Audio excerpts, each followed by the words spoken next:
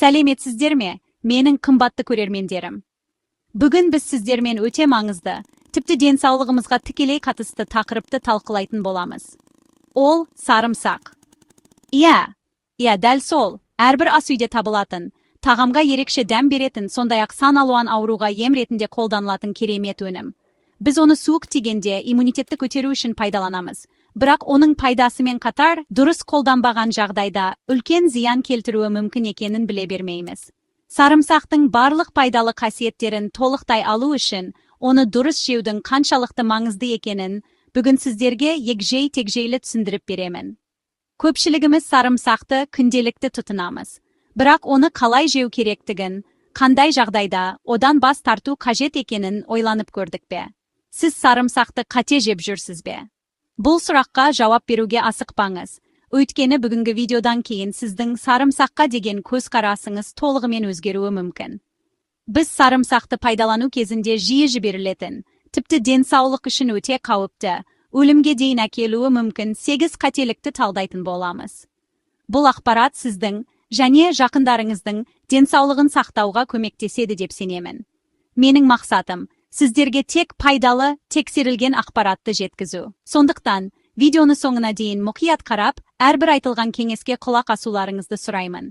Мүмкін сіз білмей жүрген кішкентай ғана қателік денсаулығыңызға үлкен нұқсан келтіріп жатқан шығар.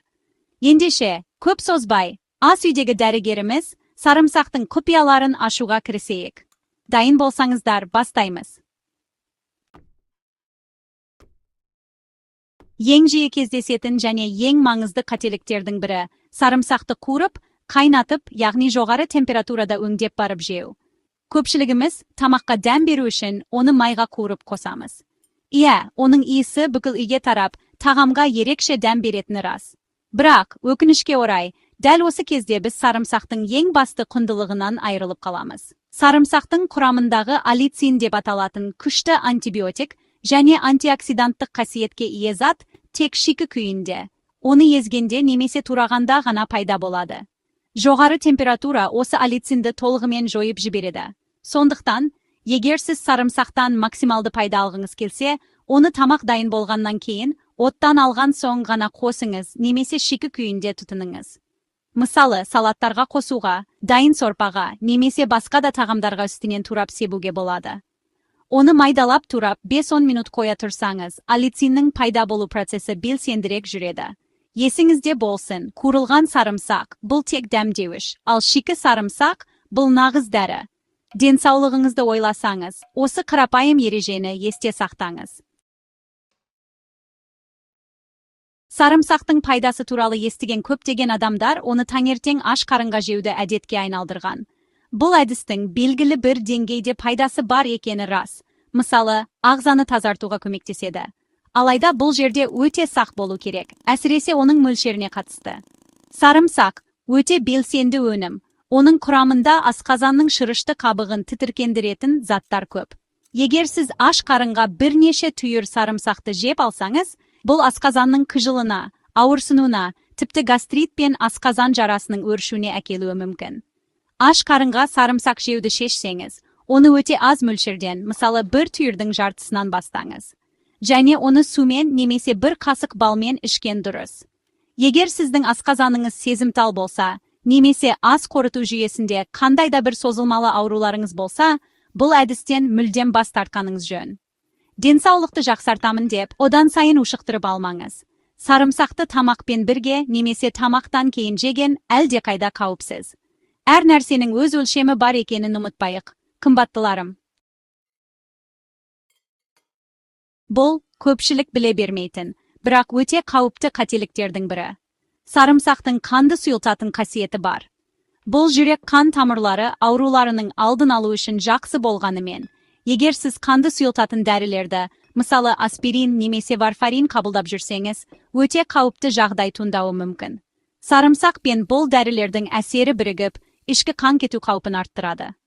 Бұл жағдай операция алдында немесе операциядан кейінгі кезеңде де өте қауіпті. Сондықтан, егер сіз осындай дәрілерді ішіп жүрсеңіз, сарымсақты көп мөлшерде жеуден бас тартып, міндетті түрде дәрігеріңізбен кеңесіңіз. Сонымен қатар, сарымсақ қан қысымын төмендететін дәрілердің де әсерін күшейтіп жіберуі мүмкін. Бұл гипотонияға, яғни қан қысымының шамадан тыс төмендеуіне әкеліп, бас айналу, әлсіздік, тіпті естен тануға себеп болуы мүмкін. Кейбір диабетке қарсы дәрілермен де сарымсақтың әрекеттесуі байқалған. Сондықтан, егер сіз қандайда бір дәрі-дәрмекті тұрақты түрде қабылдайтын болсаңыз, сарымсақты ем ретінде қолданар алдында дәрігермен немесе фармацевтпен ақылдасуды ережеге айналдырыңыз. Денсаулықпен ойнауға болмайды. Біз көбіне аллергияны цитрус жемістерімен, жаңғақтармен немесе сүт өнімдерімен байланыстырамыз. Бірақ, шыны керек, сарымсақ так күшті аллергендердің бірі екенін ұмытпауымыз керек. Сарымсаққа аллергия сирек кездескенімен, оның салдары өте ауыр болуы мүмкін. Аллергияның белгілері әртүрлі болуы мүмкін. Терідегі бөртпелер, қышыну, есекжем сияқты жеңіл реакциялардан бастап, ісіну, тыныс алудың қиындауы, тіпті анафилактикалық шок сияқты өмірге қауіпті жағдайларға дейін барады. Кейбір адамдарда сарымсақты жегеннен кейін асқазанның бұзылуы, диарея, жүрек айнуы сияқты белгілер де байқалады. Егер сіз немесе сіздің жақындарыңыздың бірі сарымсақ жегеннен кейін осындай жағымсыз белгілерді байқаса, бұл аллергияның белгісі болуы мүмкін.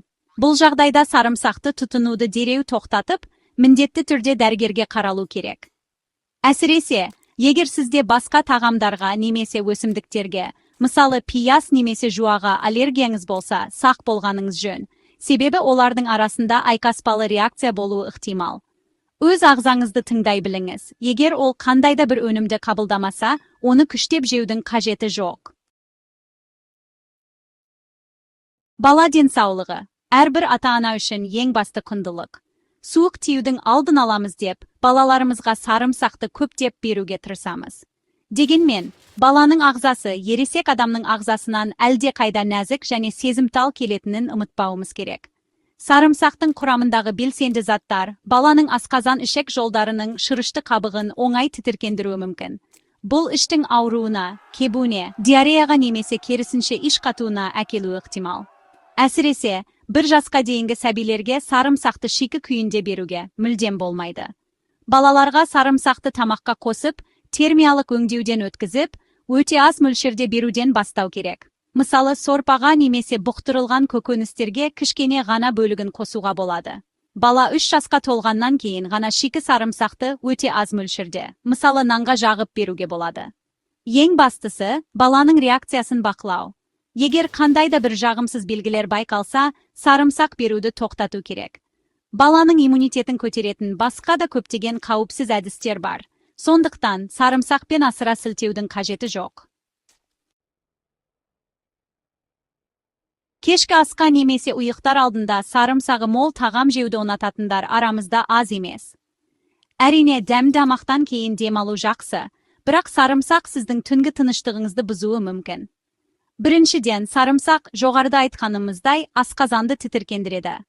Ұйықтар алдында желінген сарымсақ асқазанның қыжылын тудырып, жайсыздық сезімін сыйлайды. Бұл әрине тыныш ұйықтауға кедергі келтіреді. Сіз түні бойы бір жақтан екінші жаққа аунап, ыңғайсыздықтан оянып кетуіңіз мүмкін. Екіншіден, сарымсақтың орталық жүйке жүйесін қоздыратын қасиеті бар. Ол ағзаға сергектік береді.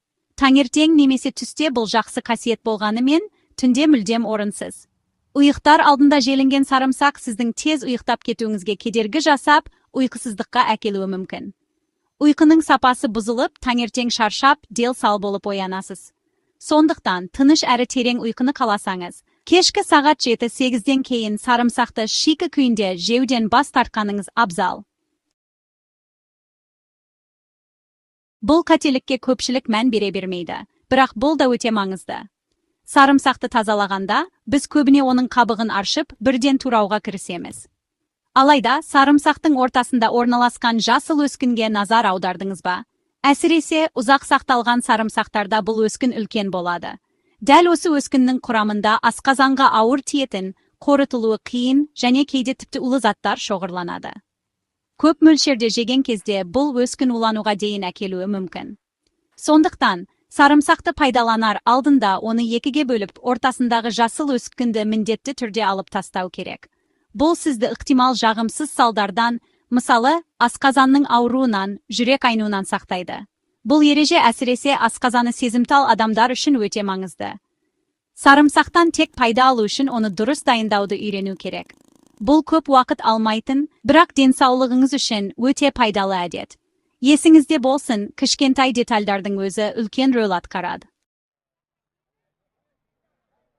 Біз көбіне сарымсақты көптеп сатып алып, оны дұрыс сақтауға мән бермейміз. Нәтижесінде ол не кеуіп кетеді, не көгеріп шіри бастайды. Шіріген немесе көгерген сарымсақты жеу өте қауіпті. Көгеру бұл афлатоксиндер деп аталатын улы заттарды бөлетін зең саңырау құлақтарының пайда болғанның белгісі. Бұл токсиндер бауырға өте зиянды, тіпті бауыр қатерлі ісігінің дамуына себеп болуы мүмкін. Сарымсақтың көгерген жерін кесіп алып, қалғанын пайдалануға болады деп ойламаңыз. Себебі токсиндер бүкіл түйірге тарап үлгереді. Сарымсақты дұрыс сақтау үшін оны құрғақ, қараңғы және салқын жерде ұстау керек. Тоңазытқыштың іші тымылғалды болғандықтан, ол жерде сарымсақ тез көгеріп кетеді. Ең дұрысы оны арнайы себетте немесе қағаз пакетте ас үй шкафының бір бұрышында сақтау. Егер сарымсақтың қабығында дақтар пайда болса, ол жұмсарып кетсе немесе жағымсыз иіс шықса, ойланбастан лақтырып тастаңыз. Денсаулығыңызды қатерге тікпеңіз. Сапалы әрі жаңа өнімді ғана пайдалану денсаулық кепілі. Міне, қымбатты достар, біз бүгін сарымсақты тұтыну кезінде жіберілетін 8 қауіпті қателікті талқыладық. Көріп отырғандарыңыздай, кез келген пайдалы өнімді дұрыс қолданбаса, ол зиянға айналуы мүмкін. Сарымсақ табиғаттың бізге берген баға жетпес сыйы, бірақ оны ақылмен пайдалана білу керек. Оны шикі күйінде жеуге тырысыңыз. Аш қарынға көп мөлшерде жемеңіз, дәрі-дәрмекпен қосып қабылдаудан сақ болыңыз. Аллергияңыз болса, мүлдем бас тартыңыз, ал балаларға өте аз мөлшерде беріңіз. Түнде жемеуге тырысып, тазалау және сақтау ережелерін қатаң сақтаңыз. Сарымсақты дұрыс жеу арқылы денсаулығыңызды сақтаңыз. Бұл қарапайым ережелер сізді көптеген жағымсыздықтардан қорғап, сарымсақтың тек пайдалы қасиеттерін алуға көмектеседі. Бүгінгі видео сізге пайдалы болды деп үміттенемін. Егер сіз осы қателіктердің бірін жасап жүрген болсаңыз, енді оны қайталамауға тырысыңыз. Бұл қателіктерді қайталамаңыз. Денсаулық біздің басты байлығымыз. Оны сақтау өз қолымызда екенін ешқашан ұмытпайық. Егер видео ұнаса, лайк басып, арнама жазылуды ұмытпаңыздар. Пікірлер бөлімінде өз ойларыңызбен, сарымсақты пайдаланудағы өз тәжірибелеріңізбен бөлісе отырыңыздар. Бұл ақпаратты жақындарыңызбен де бөлісіңіз, олар да біліп жүрсін. Сіздермен бірге болған Мери. Келесі кездескенше аман сау болыңыздар. Сіздердің денсаулықтарыңызға тілектеспін.